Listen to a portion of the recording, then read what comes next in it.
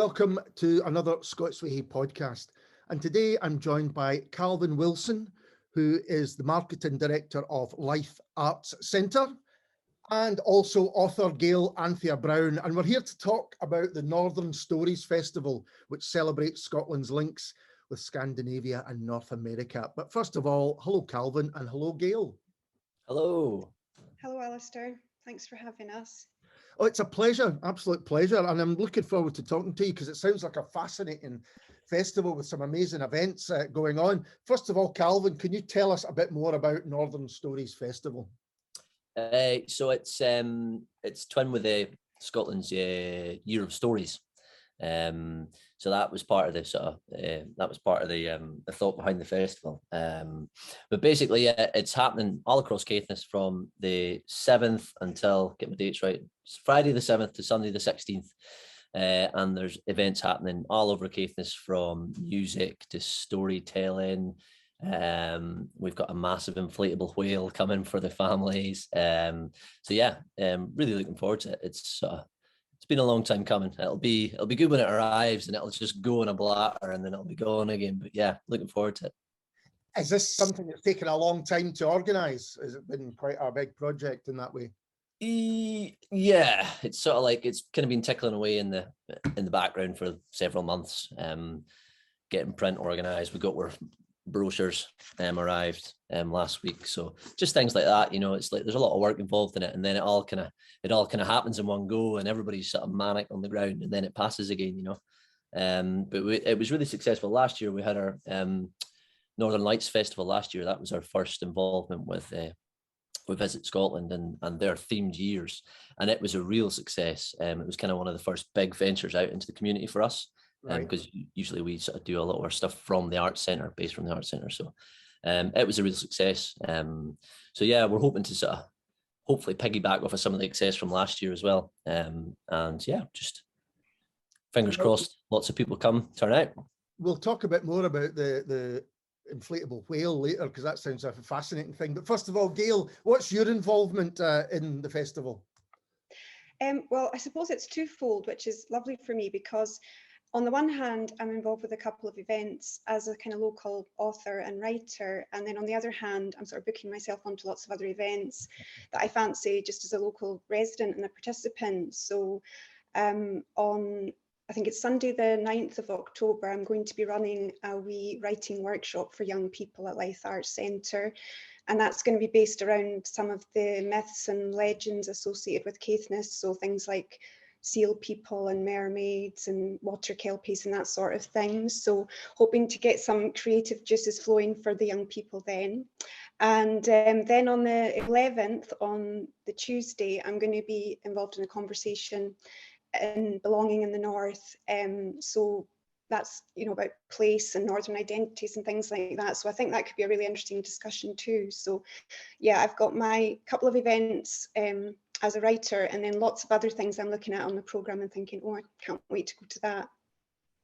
And it's interesting, it's kind of looking at the links with Scandinavia and North America, because I think sometimes we think of culture as being contained within borders, whereas that's not the case. And I think particularly in the north of Scotland, there is that influence that perhaps in the Central Belt or in the borders, everyone's got their own identity and their own further influences as well.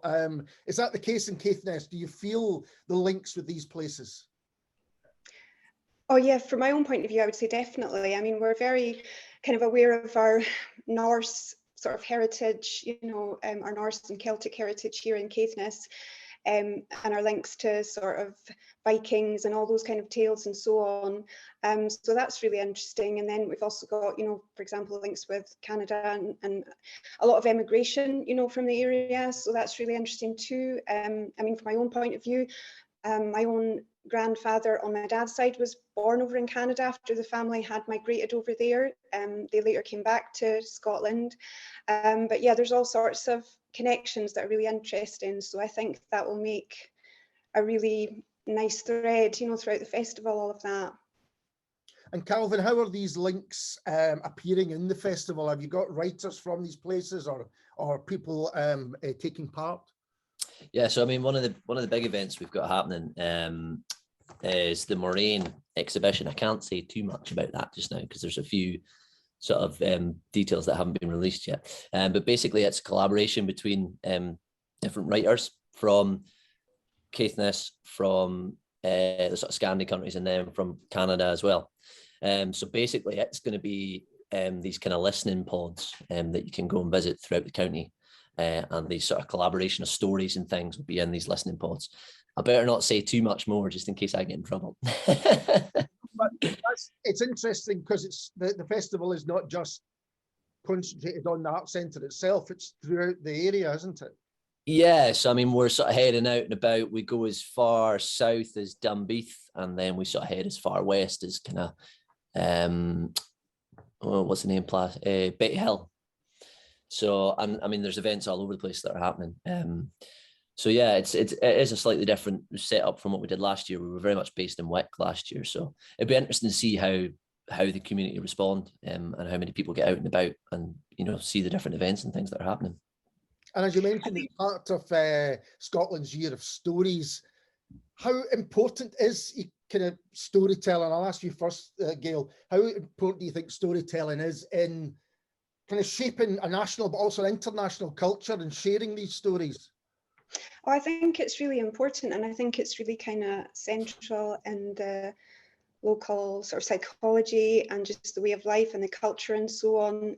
Because we have quite a long tradition of kind of oral storytelling, and I suppose that ties into some of the things I've been talking about and writing about with legends and folklore and things like that. So yeah, I think it's lovely to get that chance to share some of our local stories and hear stories from other places too. And it all ties in, as I say, with Year of Stories and all of that. So it's great. Presentation and storytelling as well, because there's likes of myself, local writer, there's other local writers and artists. I'm seeing George Gunn mentioned on the programme quite a lot, one of our local bards or local poet, other poets and playwrights locally. One of the things I'm looking forward to is the Women's Playwriting Circle reading. I think that's on the Sunday the 16th of October, so I was just looking at the programme there.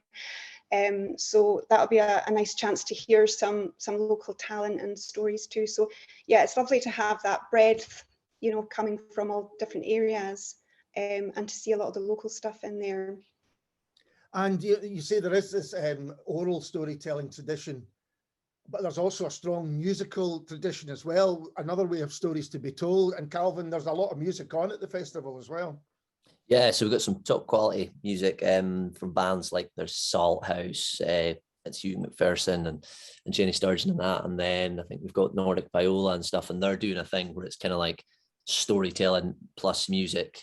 So yeah, there's a real breadth of stuff on the program, and hopefully there's something for everyone, I think, right down to sort of little toots, right down to families and things, And Gail, did you say your workshop is going to be aimed at young adults? That's because I know that's what you kind of concentrate on in your writing.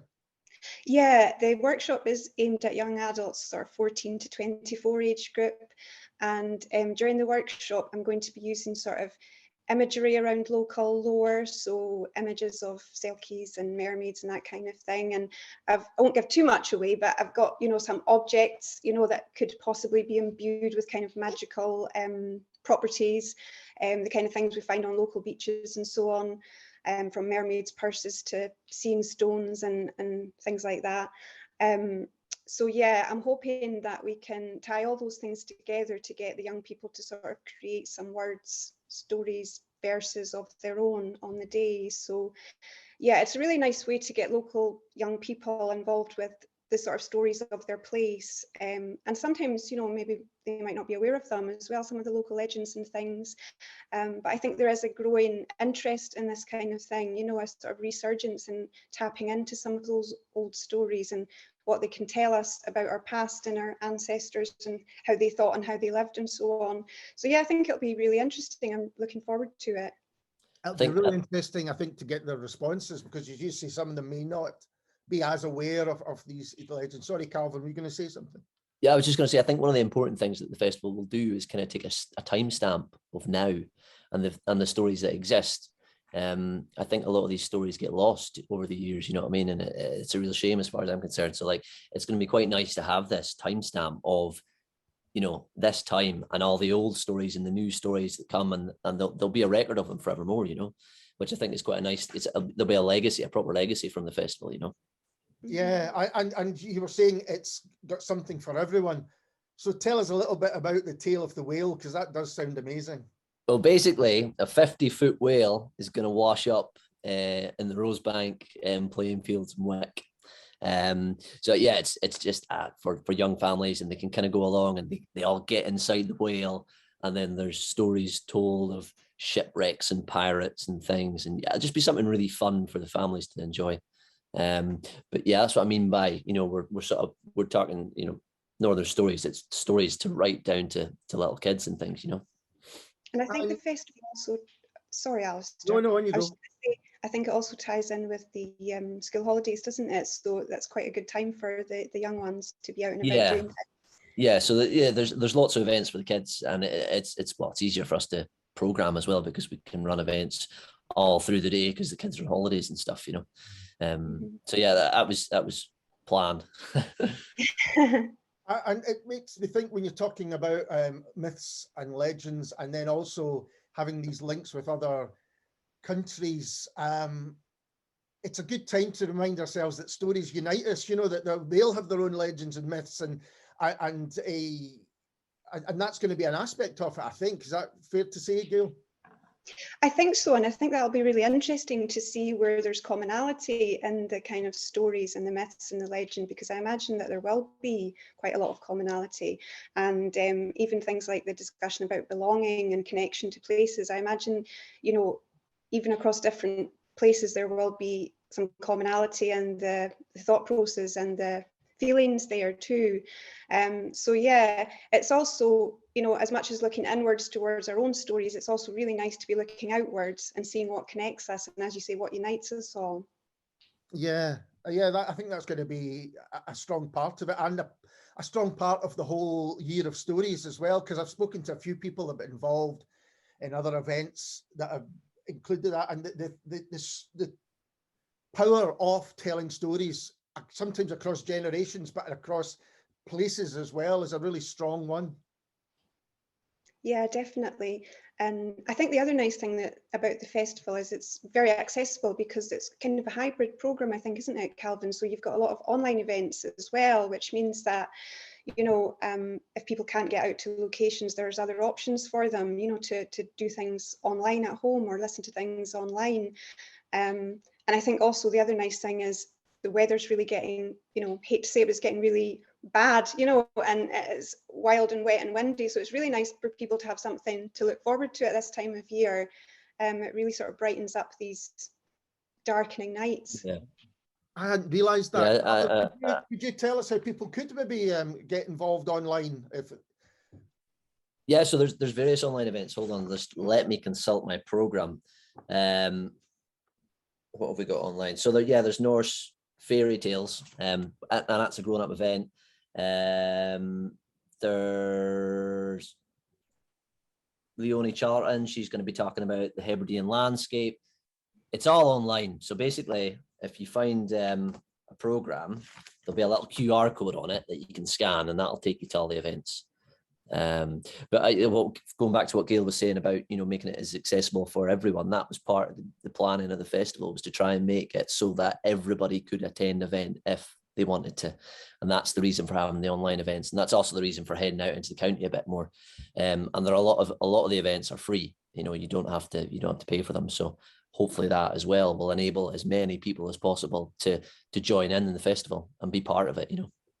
That's great. I mean, that kind of accessibility is, I mean, there's lots of negatives obviously around lockdown and COVID, but having a lot of festivals now are doing this kind of hybrid thing and making it accessible, so, you know, people who can't attend can at least be involved, because it's such a great program that there'll be a wide interest, I'm sure.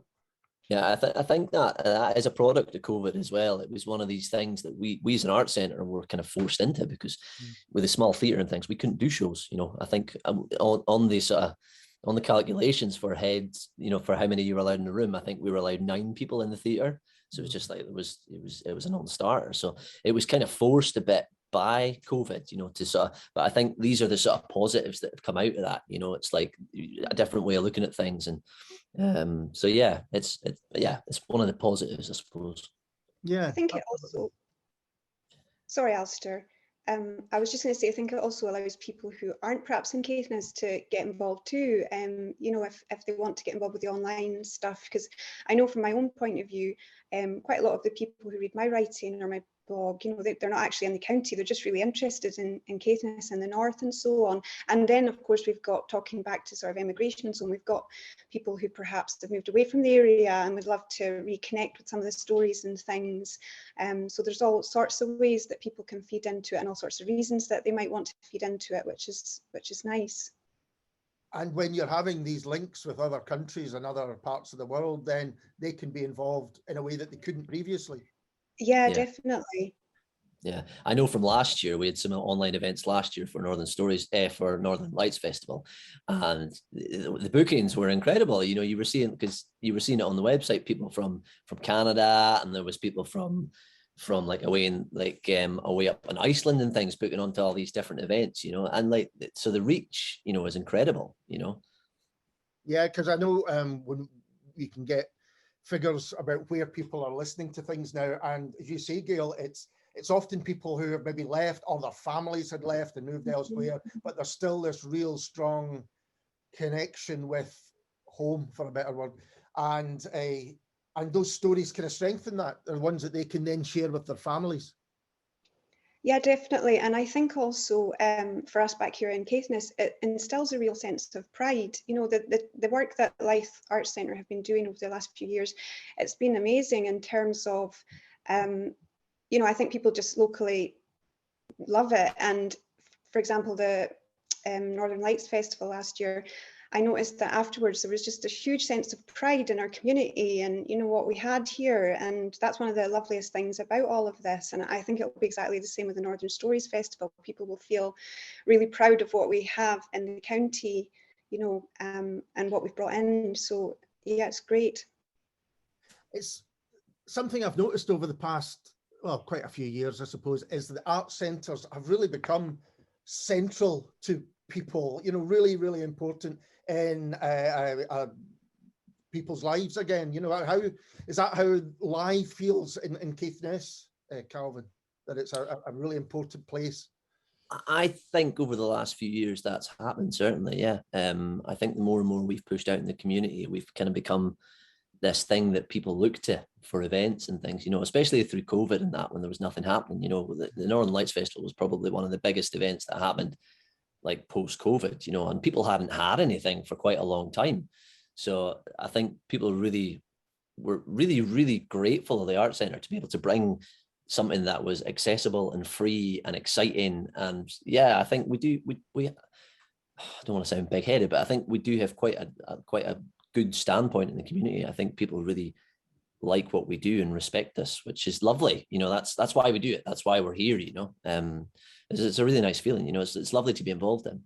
So aside from the festival, what are you doing the rest of the time? What kind of things, without, yeah, I don't have to go into specifics, but when people visit the Live Arts Centre, what can they kind of expect? Yeah, I mean, like, so we kind of have our standard program of events that we run from the Arts Centre. So we have our spring program, which is music, family shows, theatre, dance, and then we sort of do the same thing in the autumn time as well. And then this year we were involved with the Unexpected Garden project through Dandelion. So we had like this touring garden that toured the county and sort of set up in different locations, and people could come and sample things from the garden, and there was various different workshops and things. And then we've kind of got sort of other things tickling away in the background. We've got there's the Young Music Makers program, which is exactly what it says. It's for young people that want to make music. There's loads of different workshops and things to attend.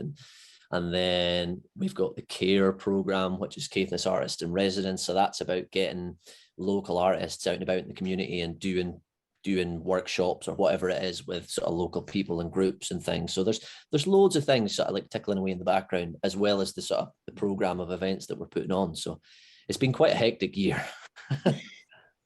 And Gail, apart from your events at the festival, do you do other things in the community as a writer? Yeah, actually in the next wee while I've got a few sort of workshop type things coming up in the community. Last week I was running a little writing workshop over in Wick, which was lovely. Next week we've got a little sort of indie book festival happening in Caithness, so I'll be speaking at that as well. And then I've got the Lyth things, and then I think in November I'm going to be doing something connected with the writing of Neil M. Gunn down in Dunbeath.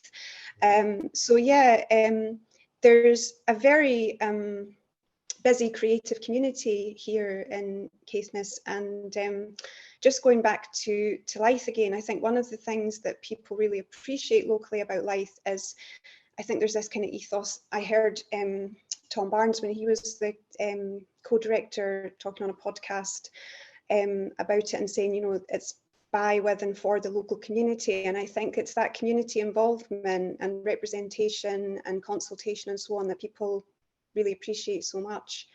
So yeah, there's lots, Lyth is there, and there's lots of other creative stuff going on in Caithness too, lots of artists and writers. And I think you probably find that in places like this, there does seem to always be that depth of creativity in kind of coastal, rural, I don't know what it is, but you know, for some reason it's always there. And it's finding what you're offering a hub for people to kind of gather around and come together in that way. And I think also the balance between being for the community but doing something like this festival, which is outside the community. It's both for but also reaching outside as well. Yeah, that's what makes it so powerful, as you say, you know, connections threading outwards, and you know, finding out what unites us and how much we all have in common, you know. So so yeah, it's all very, very positive. And I think you should tell us about your own work and where people can get your books as well. Yeah, thank you. Well, yeah, I've written a couple of books inspired by the local legends of Caithness, and it's like a two-part series for young adults, although I would say that most of the people who've reported they've enjoyed the books have actually been quite a bit older than what probably a young adult is, so wouldn't be too bound by that. But yeah, it's about a sort of young girl who gets kind of spirited away to fairyland, and then needs to use the local legends of Caithness to sort of help her in a quest to save the Feylands. So those are my two novels. They're Castles of Steel and Thunder and Pieces of Sky and Stone. And then quite recently I was involved in more of a community-based writing project where myself and a few other local authors did a book of short stories based around John O'Groats. So that's called Finn and Friends at John O'Groats. So you can also get, well, that's a bit more locally available. But yeah, you know, all the usual places. So yeah, thank you for that too. That's all right. And I mean, you've mentioned that you're going to be at the festival, not just as one of the authors, but also going to events and things like that. Have you particular highlights? I know you mentioned a couple of them, but particular highlights you're looking forward to? Yes, I'm looking forward to, is it Leonie Charlton? I'm sorry, I've probably not pronounced the name right there, but Leonie's going to be talking about her book Maram, which I've actually had on my sort of to read list for a while, and I think that's about place writing in the Hebridean landscape. So I'm really interested to hear more about that, and that'll probably prompt me to go on and get that book read. I'm interested in, on Thursday the 13th of October, I think there's going to be some songs and stories down at Dunbeath Heritage Centre, and again that's kind of tied in with the writing of Neil Gunn. There's a couple of storytelling sessions that I'm really interested in. There's stories in the Bothy at Dunbeath Harbour, which sounds lovely because it's candlelight and local storytellers. And then up in Betty Hill, there's stories at the Betty Hill store as well, where local storytellers are going to be reading some of their work. So I could go on and on. There's a lot of things on the programme that I'm really interested in, and some on the music side too. So yeah, I've been booking myself onto lots of things.